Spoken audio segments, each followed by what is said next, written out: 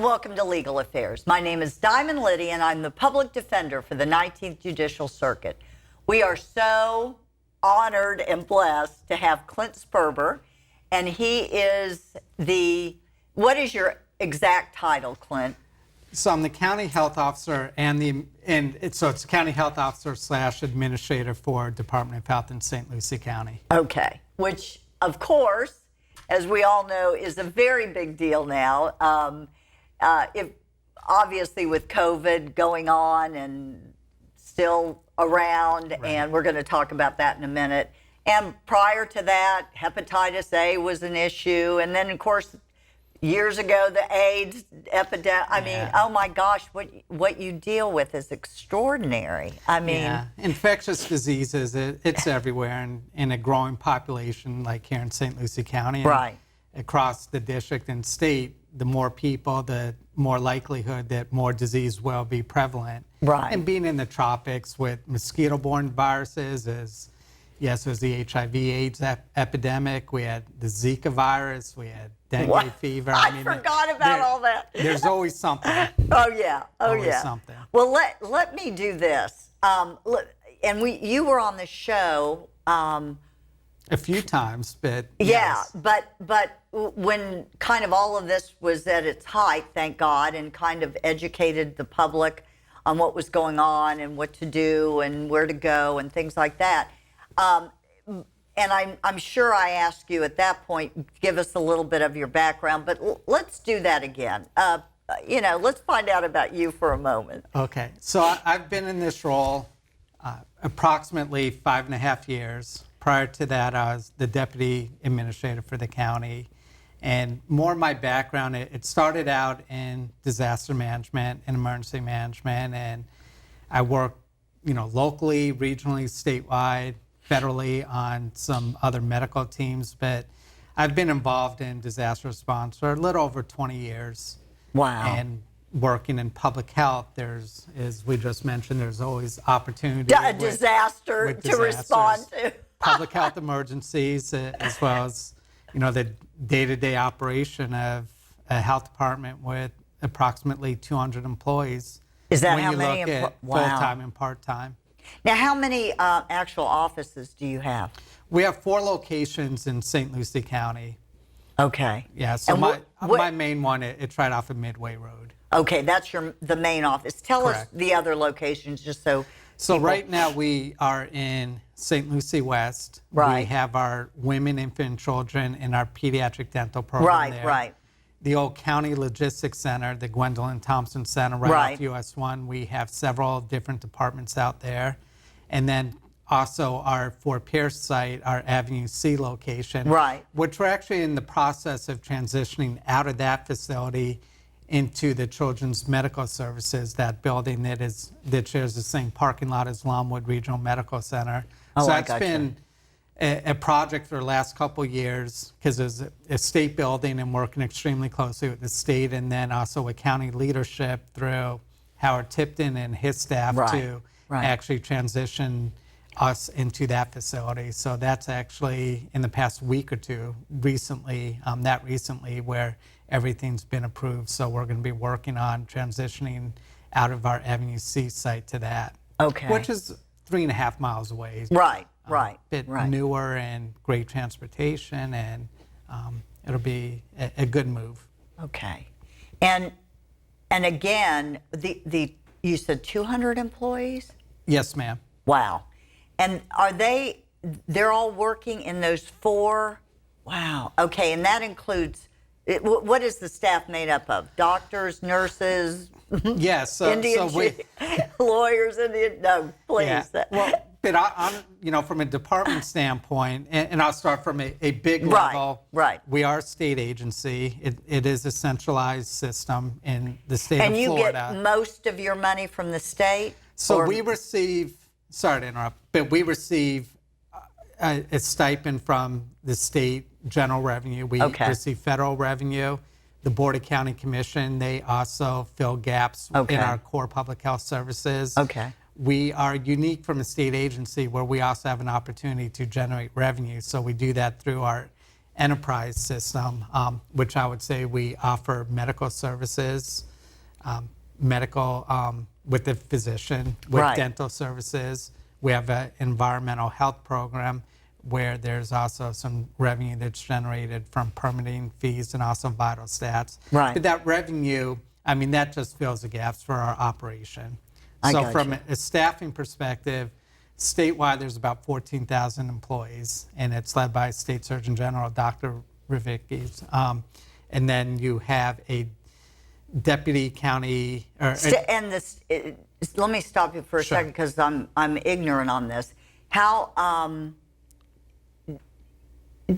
the state surgeon general, which I don't even know if I knew there was a state surgeon. That's terrible. He's a gubernatorial appointment. Yes. How is? Yeah. Okay, I got you. yeah, Okay. so Dr. Rivicki, And how long has he been in office? he's been in this role role. approximately two and a half years. Okay. Wow. Yeah. Yeah, It's just so lucky entrenched with him. COVID. Yeah. Yeah, and sure. everything else. But great guy, met him a handful of times. And Now, so Governor DeSantis appointed him, and Yes. usually does a new governor usually appoint their own, so it changes every 4 years, or not it necessarily? can, not necessarily. Okay. I mean, it depends upon the administration. Okay. Okay.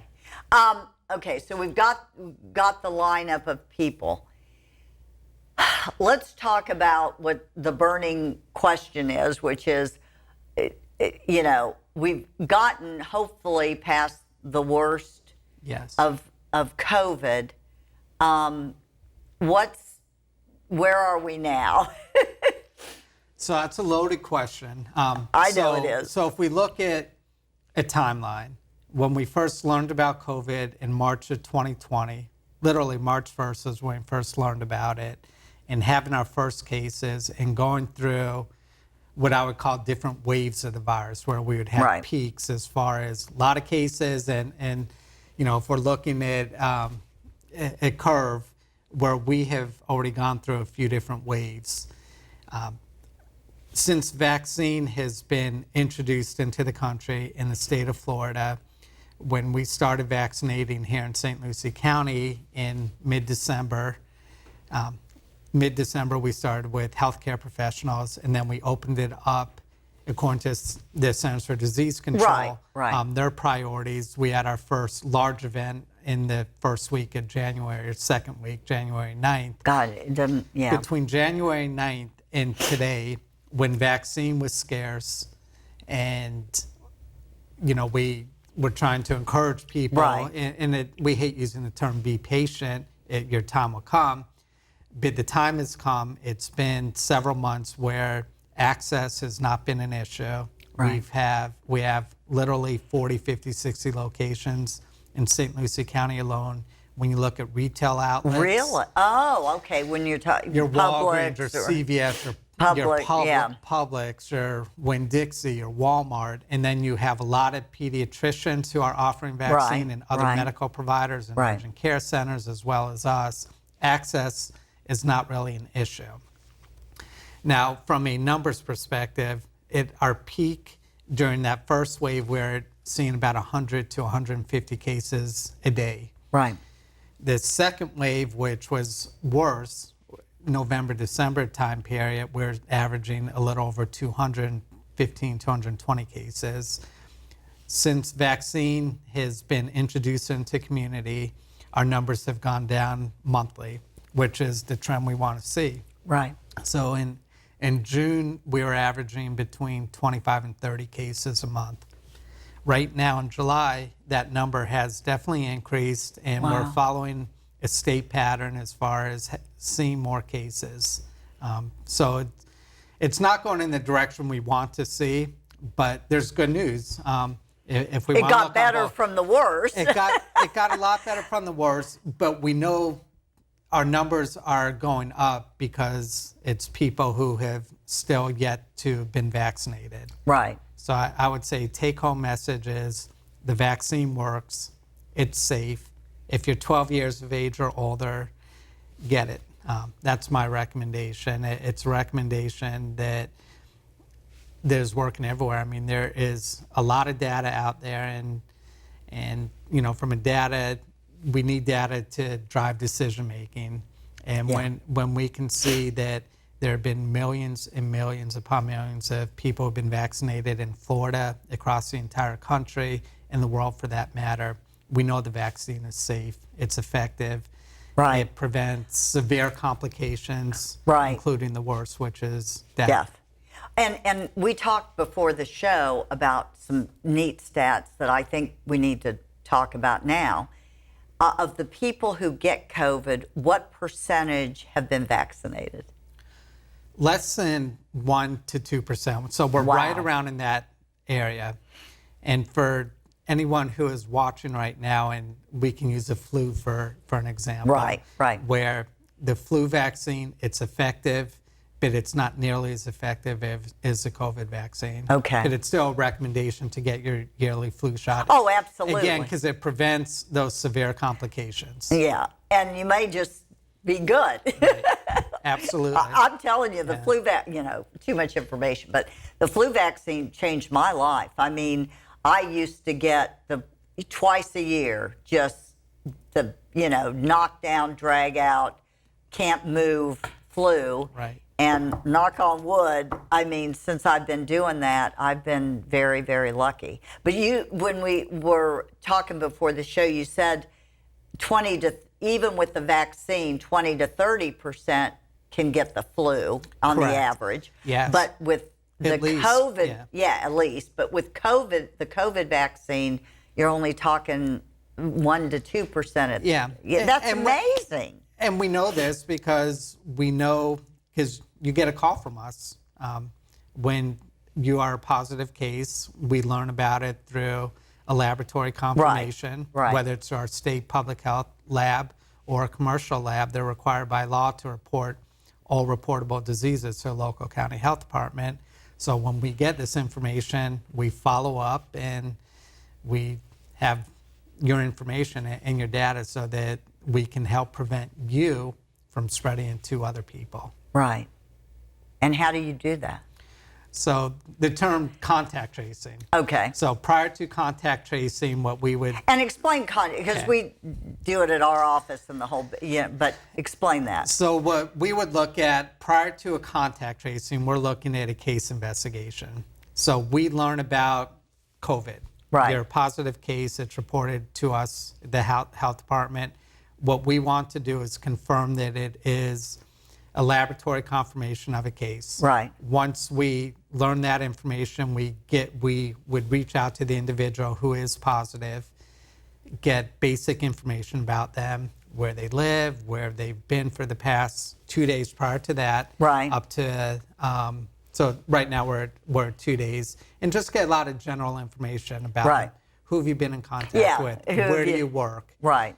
And then that will initiate the next phase where we would say contact investigation, where we would start reaching out and getting in touch with other individuals who they've been in contact with. And we would let them know that you've been a contact to a positive case. Right. Without self-disclosing that individual's name, because Gotcha. we can't You can't disclose do health that. information. Right. But we would let them know, and that's what initiates. You've been identified as a contact. You need to quarantine for X amount of days. And is it still the 14 days? So what we're looking at, and it's actually 10 days right now. Okay. However, you could, if you have been, so let's go back to vaccinations. If you are identified as a contact, as long as you've been vaccinated, we would not include you as that contact. So Okay. that's even another benefit to being vaccinated is yes, you want to protect yourself and your community, but just from a work standpoint or a school standpoint, that Right. if you are vaccinated, you would not be considered a contact to a case. So that's great. Right. Right. From that perspective. But we're looking at 10 days as a contact. However, at day number 7, if you do not have any symptoms, then you can do a test. If it comes back negative, then you'd be out of quarantine. You're free. You're free. Right. Right. But then there's always Yeah. variables to that. If Oh, I know. inside households, Yeah. it could extend a lot longer. if nobody's been vaccinated. Approximately, if you know, how many people have been vaccinated in St. Lucie County? So if we look at eligible population to receive the vaccine, so right now it's 12 years of age and older. Right. So we're at around 55 to 57%, somewhere in that range.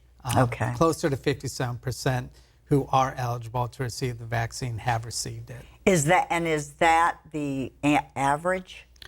We're right around the state average. Okay. Yes. I think our neighboring counties might be a tiny bit higher overall. Right. But we're all right in that same grouping. Okay. But that's not enough, is it, Clint? No, the term herd immunity, I mean, Yeah, a lot let's of people talk about that. have heard about herd immunity. A magic number that's been out there is anywhere between 70 and 80%. So we still have some time to reach that magic number. And that magic number, it's not just for St. Lucie County or the district that you cover, the 4-county area. Right, I mean, we're looking statewide, we're looking countrywide, so that we have enough people who have been vaccinated so you're not passing that virus from person to person to person. Right. Now, what about kids? Okay. We've got the magic number, the 12 and older. Right. But, you know, what about the younger? First of all, let's talk about the dangers. Do children 12 and under usually die from COVID? No, and every virus is different. Right.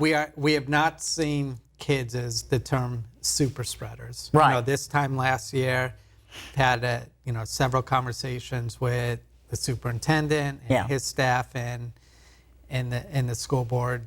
You know, right before school started, to talk about what type of measures would be implemented for last year. Right. So same time this year, you know, having similar conversations with Mr. Gent and his staff about some recommendations. A year later, we still know that kids are not the ones who, again, are the super spreaders. They are not the ones who are receiving the severe complications of the virus. However, and there is a however piece to it, they do get it. They do get sick. They can potentially spread it to a loved one who might not have been vaccinated. Right. And they could still give it to somebody else. Right. Okay. What's the youngest vaccinated child? I mean, how young? What's the cutoff? I mean, you can't get a vaccine if you're 12 years of age. So as of right now, and that's only the Pfizer vaccine. So these are through studies through Pfizer.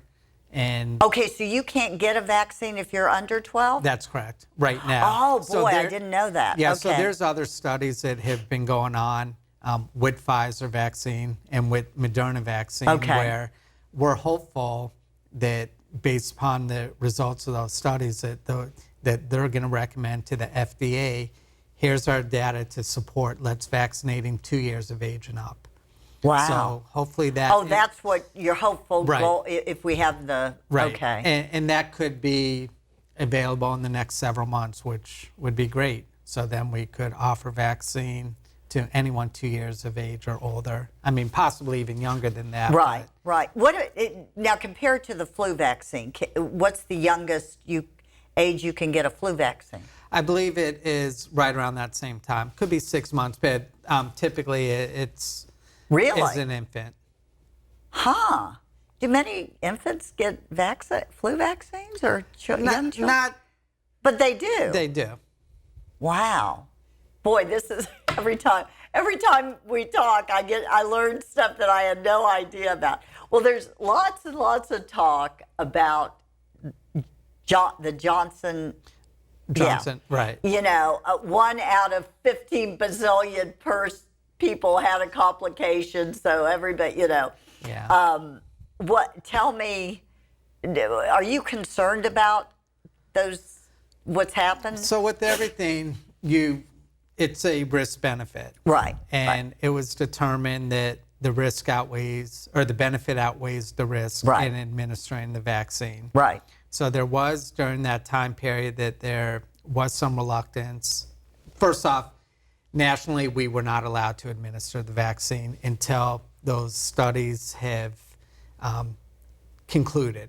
And then based upon the studies of it, the recommendation was the benefit still outweighs the risk of administering the Johnson & Johnson. Right. So this was a handful of months ago, and we had vaccine at our health department, the Johnson & Johnson. Right. And what we noticed initially that there was some reluctance. However, since Of course, I several knew weeks people. ago- I'm Right. sorry, but I knew people that said, "I'm not getting any vaccine except the Johnson & Johnson," because the other It's two one shot are versus two shots. well, and the It's- RNA had the Moderna and Pfizer had to do with RNA, and the Johnson & Johnson didn't, or something. Yeah, it's a different makeup of the vaccine. Right. But with the mRNA vaccine, it doesn't get into your cell. It doesn't impact the DNA of you. What all of them, or just The mRNA, so that's the Pfizer and the Moderna vaccine. they don't? They do not. not No. affect the DNA. No, not at all. That's one of the myths out there. See, I thought I knew what I was talking about. Okay, so if somebody says, "Well, I'm going to get the Johnson & Johnson, not the other two, because that one doesn't affect your DNA, but the other two do," false, Yeah, wrong. none of them. No. No, They're- none of them affect they're your safe, DNA. They're Okay. effective vaccines. They work. Okay, They work.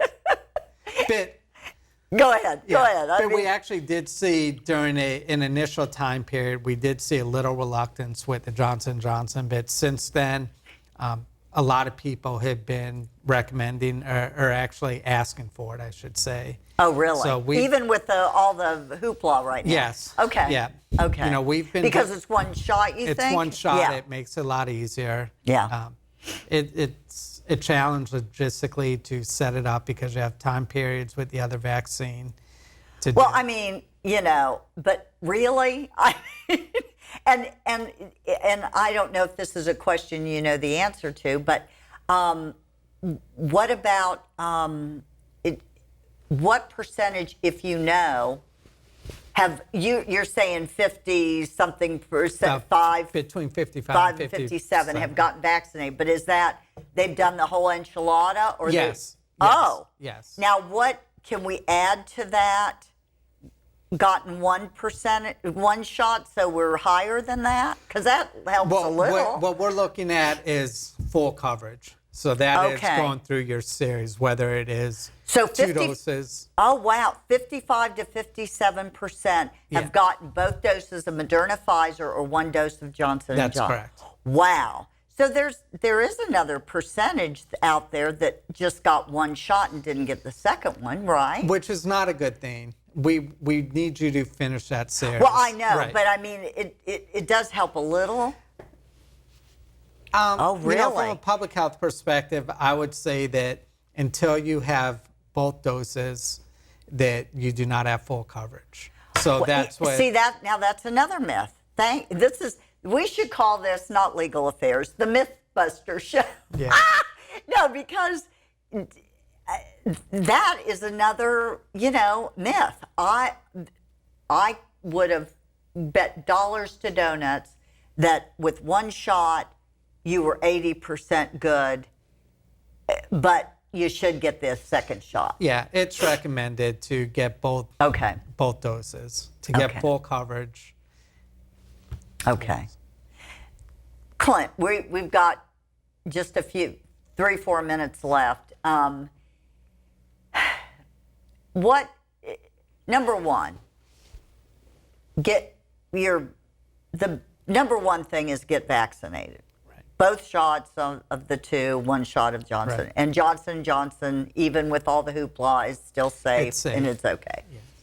Number two, do we still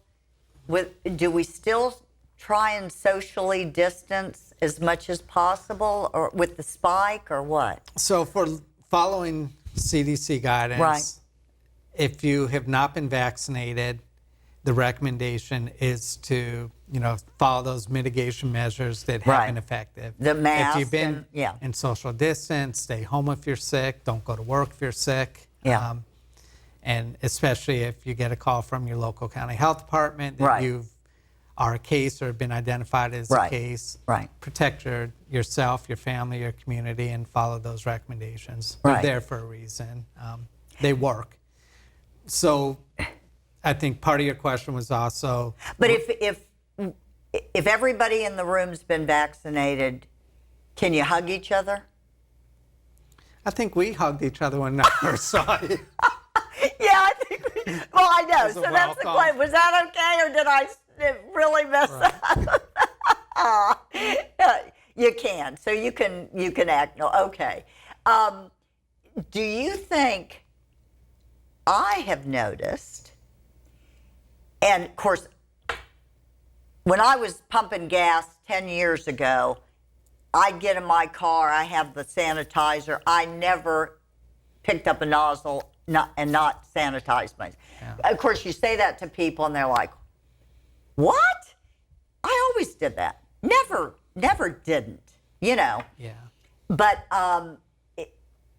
I think all of us have gotten better habits, if you will, and those kinds of things. And I've noticed in our offices, just sickness in general, even now that we've kind of opened up and, whatever, has gone down. Yeah, it's a good point. I think we can attribute good personal hygiene matters to a reduction of disease. Right. I mean, this past year, the flu season was a lot more mild than we anticipated. And was it that was okay? Yeah. So I was wrong. But Okay. other diseases, I mean, washing your hands, what we used to say even during H1N1, Yeah. which was 12 years ago, which was a different pandemic that we went through, as many outreaches and education events that we did, we would always say, wash your hands. Although Right. it's not a sexy thing to say, wash your hands for everything. Don't put your fingers in your Yeah, mouth or in right, your nose right. or your Don't touch it. eyes. Or Yeah.